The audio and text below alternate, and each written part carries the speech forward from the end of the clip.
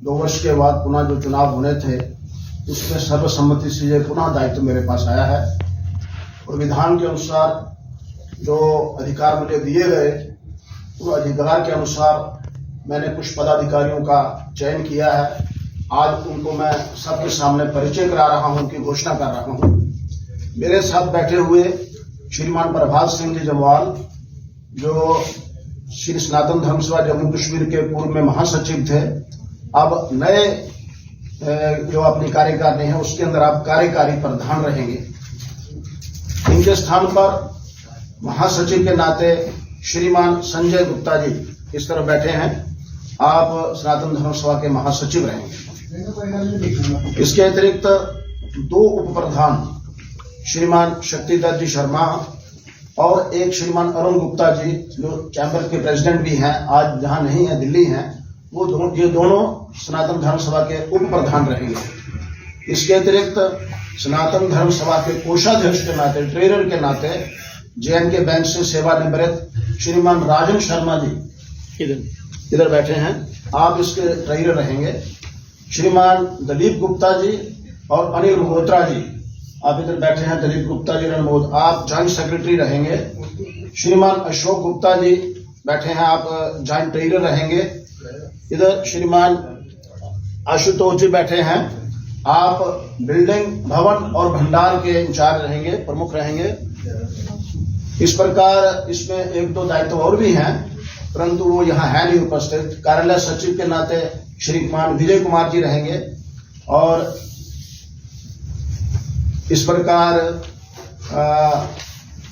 जो अपना जो सुभाष जी के दायित्व है, श्रीमान सुभाष कुमार जी और अनिल गोत्र सहमंत्री रहेंगे, एक और अपने सुभाष जी हैं। ये तो कार्यकारिणी की घोषणा करना और आप लोगों से उनका परिचय कराना आज की पत्रकार वार्ता का केवल एक मुद्दा है, एक छोटा विषय है। मुख्य रूप से कई दिनों से सनातन धर्म सभा के कार्यकारिणी के अंदर एक विषय चल रहा था। पूरे देश के अंदर ना जाने क्यों 1947 के बाद जो भारत के प्रथम प्रधानमंत्री जवाहरलाल नेहरू जी ने प्रथा चलाई थी कि सोमनाथ के मंदिर में ना जाना, जब उसका पुनर्निर्माण हुआ और वहां राष्ट्रपति बाबू राजेंद्र प्रसाद जी के जाने के बावजूद प्रधानमंत्री यहां से भाग चले गए विदेश में, वो प्रथा अभी भी तब से चल रही है। अभी लगभग 497 वर्षों के पश्चात भगवान राम के वहां प्राण प्रतिष्ठा हो रही है अयोध्या में, परंतु नेहरू जी के परिवार और उनकी द्वारा चलाए गए जो राजनीतिक लोग हैं उनका वही डर रहा है। हम राम जन्मभूमि के अंदर वहां मंदिर निर्माण प्रतिष्ठा के बीच में नहीं जाएंगे, अर्थात मानो राम इस देश के विग्रह है, राष्ट्र पुरुष है, उनका अपमान।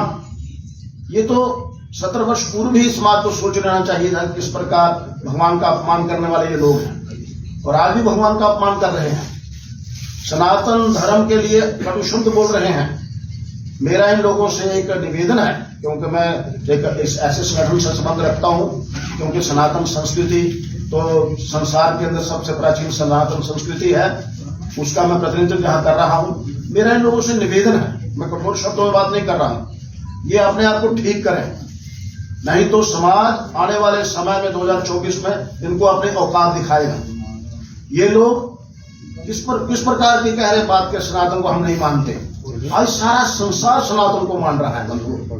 आज अमेरिका के अंदर बिल्कुल ये मान्यता है कि पीपल का वृक्ष और तुलसी को सर्वोच्च वृक्ष मान रहे हैं अपने स्वास्थ्य के लिए। आज फ्रांस ने ये घोषणा कर दी कि शंखनाद जो है प्रत्येक प्रकार के बैक्टीरिया का विनाश करता है। आज इजराइल ने ये घोषणा की है कि हवन यज्ञ करने से कई इस प्रकार के जो कुकर्मी विकर्मी है, वायरल है, उसका विनाश होता है। चीन ने यह स्वीकार किया है कि दाह संस्कार करना सबसे श्रेष्ठ है और सब लोगों ने स्वीकार किया है कि सनातन संस्कृति की परंपरा नमस्कार करना ये सबसे उत्तम है। और ये क्या है, सनातन को मान्यता नहीं, सनातन को मानते नहीं। अरे सनातन इस देश में ये नहीं माने, ये उसको स्वीकार नहीं करें, इस देश में सनातन ही है, सनातन के आधार पर ये सब चल रहा है, ये इस प्रकार का नहीं है। लेकिन इन लोगों को क्या कहूँ अब मैं, हमारे कुछ लोग कहते हैं कि मूर्ख नेता हो गए सारे इकट्ठे, मुझे इस कहने में आपत्ति नहीं कि भारत कृष्ण राम और शिव की भूमि पर सनातन को नहीं मानना, किसको मान रहे हैं ये लोग? ये लोग अपनी राजनीतिक रोटियां सेक रहे हैं, भगवान राम का अपमान कर रहे हैं, सनातन के खिलाफ बोल रहे हैं। इस प्रकार का ये समाज ज्यादा सहन नहीं करेगा। तो मेरा समाज को आह्वान है कि उनको इनके औकात दिखाई जाए। एक तो ये विषय आज भी बात चल रही है। दूसरा विषय एक और सनातन के सामने आया बंधुओं, वो ये है, आप लोग जल्दी में होंगे, आज जगरातों के नाम पर, रामलीला के स्थान पर, कीर्तनों कथाओं के अंदर सोची समझी योजना के तहत इस प्रकार के वहां पर कार्यक्रम दिए जाते हैं जिससे सनातन का अपमान होता है। सनातन वैल्यूज ऑफ लाइफ जो है उनको हिट किया जाता है।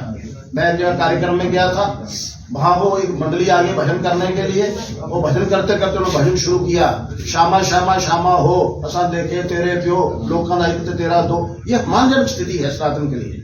मेरा सब कीर्तन करने वाले लोगों से, सब कथावाचकों से, मैं सनातन धर्म सभा की तरफ से बोल रहा हूँ, सब रामलीला समितियों से, सब जगराता करने वाली समितियों, करबद्ध निवेदन है कि वह समाज को इस प्रकार की चीजें न परोसे।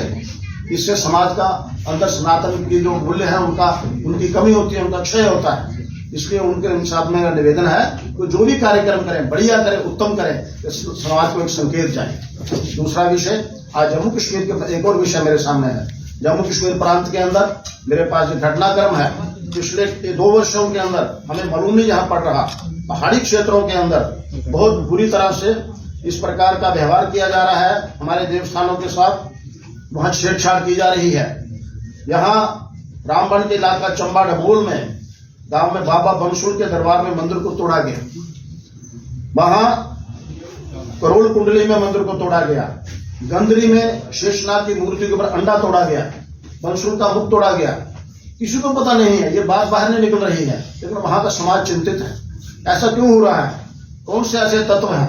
प्रशासन उनकी ओर से क्यों चुप है? जम्मू कश्मीर के प्रशासन को इसकी खबर लेनी चाहिए। ऐसे सब लोग जो समाज का वातावरण खराब करना चाहते हैं, पिछले 2 वर्षों में लगभग 6 घटनाएं इस प्रकार की हुई हैं। इसकी ओर प्रशासन का ध्यान क्यों नहीं जाता है? और बहुत सारी बातें होती हैं, लेकिन सनातन समाज को जानबूझकर प्रताड़ित करना, मंदिरों को तोड़ना, देवस्थानों पर अंडे फोड़ना, भगवान की मूर्तियों को क्षय करना, विकसित करना, ये सहन नहीं होगा।